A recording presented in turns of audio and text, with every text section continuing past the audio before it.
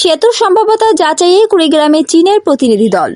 কুড়িগ্রাম সদর উপজেলার ধরলা নদীর উপর প্রস্তাবিত বাংটুর ঘাটে একটি সেতু নির্মাণের জায়গা পরিদর্শন করেছে চীনা রোড ব্রিজ কর্পোরেশনের 5 সদস্যের একটি প্রতিনিধি দল। শনিবার 23 মে দুপুরে চীনের রোড ব্রিজ কর্পোরেশনের প্রধান প্রকৌশলী জাইয়া সাইয়ের নেতৃত্বে দলটি বাংটুর ঘাট এলাকায় সেতু নির্মাণের সম্ভাব্যতা যাচাইয়ে ধরলার 2 পার পরিদর্শন করেন। চীনা প্রতিনিধি দলের অন্যান্য সদস্যরা হলেন চীনা রোড ব্রিজ কর্পোরেশনের বিজনেস ম্যানেজার ইউ জিগিং, marketing manager Wang Jing Wei, design engineer Peng Tao, assistant engineer শান্তনো।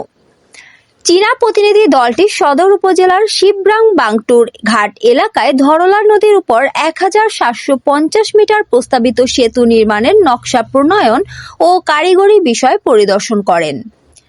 এর আগে ধরলা নদী দ্বারা বিচ্ছিন্ন ফুলবাড়ী উপজেলা সহ নাগেশ্বরী ও ভুরুঙ্গামারী উপজেলার মানুষের দীর্ঘদিনের দাবির প্রেক্ষিতে সদরের শিবরাম বাংটুর ঘাট এলাকায় সেতু নির্মাণের প্রস্তাবনা দেয় এলজিডি।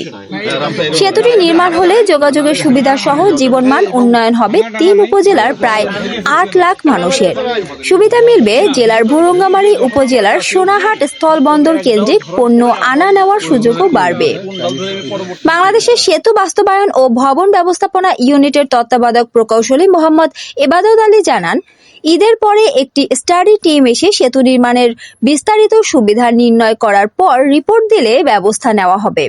এ সময় বাংলাদেশের সেতু বাস্তবায়ন ও ভবন ব্যবস্থাপনা ইউনিটের তত্ত্বাবধায়ক প্রকৌশলী মোহাম্মদ এবাদত আলী, কুড়িগ্রাম এলজিডি নির্বাহী প্রকৌশলী মোহাম্মদ সাইফুর রহমান, জেলা বিএনপির আহ্বায়ক মোস্তাফিজুর রহমান মুস্তফা, যুগ্ম আহ্বায়ক হাসিবুর রহমান হাসিব সহ স্থানীয় জনপ্রতিনিধি ও রাজনৈতিক নেতারা উপস্থিত ছিলেন।